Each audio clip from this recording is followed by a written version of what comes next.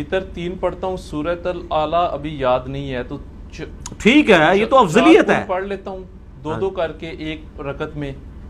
اور سورۃ الاعلیٰ تو افضلیت ہے کہ پہلی رکعت میں سورۃ الاعلیٰ، دوسری میں قل یا ایھا الکافرون، تیسرے میں قل هو اللہ احد، اور اگر 5 ہیں تو چوتھی میں آپ قل اعوذ برب الفلق، قل اعوذ برب الناس، اس کو بھی آپ ایڈ کر لیں. ٹھیک ہے نا جی. مسئلہ جو ہے نا وہ نہیں ہے. اسی طریقے سے جو وطر کے بعد والی 2 رکھتے ہیں اس میں سنت کیا ہے؟ مسند احمد میں اذا زلزلت الارض زلزالہا، اور دوسری میں قل یا ایھا الکافرون. وہ کسی کو یاد نہیں، کوئی مسئلہ نہیں ہے. اس طرح صحیح بخاری میں آتا ہے کہ اور صحیح مسلم میں کہ اما عائشہ رضی اللہ تعالیٰ عنہا و سلام اللہ علیہا کہتی ہیں کہ نبی علیہ السلام فجر کی جو 2 سنتیں تھیں نا، اس میں پہلی رکعت میں قل یا ایھا الکافرون، دوسری میں قل هو اللہ احد پڑھتے تھے. آپ اسی طریقے سے صحیح مسلم میں آتا ہے کہ آپ صلی اللہ علیہ وسلم جو طواف کے نوافل تھے ان میں بھی پہلی میں قل یا ایھا الکافرون پڑھتے تھے، دوسری میں قل هو اللہ احد. کیوں؟ پورا دین ہے اس کے اندر. لا الہ قل یا ایھا الکافرون میں ہے، اور الا اللہ سورہ اخلاص میں ہے. وہاں سارے بتوں کی نفی اور سورہ اخلاص میں اللہ کی وحدانیت. تو توحید کا یہ بیسیکلی نمونہ ہوتا تھا. تو اس لیے جتنی سنتیں ہیں نا اس میں افضل ہے کہ آپ ہر سنت میں، چاہے وہ زور کی 4 سنتے ہیں وہ بھی 2 کر کے پڑھیں تو افضل ہے.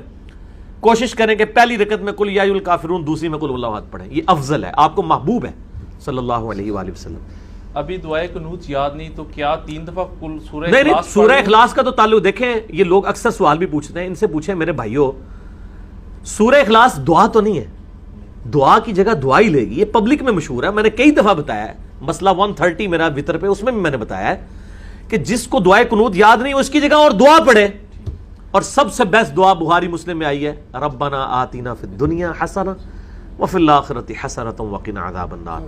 بخاری اور مسلم میں موجود ہے. انس بن مالک کہتے ہیں کہ نبی علیہ السلام کوئی اور دعائیں مانگے نہ مانگے، یہ دعا ضرور مانگا کرتے تھے نماز کے بعد. نماز میں تشہد میں بھی مانگ سکتے ہیں. جو آپ کا یہ قنوت وطر میں دعائے قنوت یاد نہیں ہے، آپ یہ دعا پڑھیں.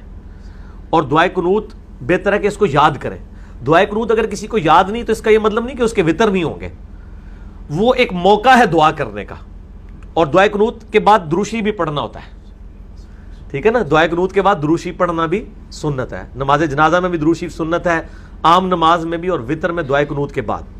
تو آپ دروشی بھی پڑھیں اور ربنا آتینا فی الدنیا پڑھ لیں، ربی جعلنی پڑھ لیں، کوئی سی دعا پڑھ لیں، آپ کی دعائے قنوت کا ایکویلنٹ ہو جائے گی. اس میں یہ نہیں ہے کہ دعائے قنوت ہی پڑھنے سے نماز ہوگی.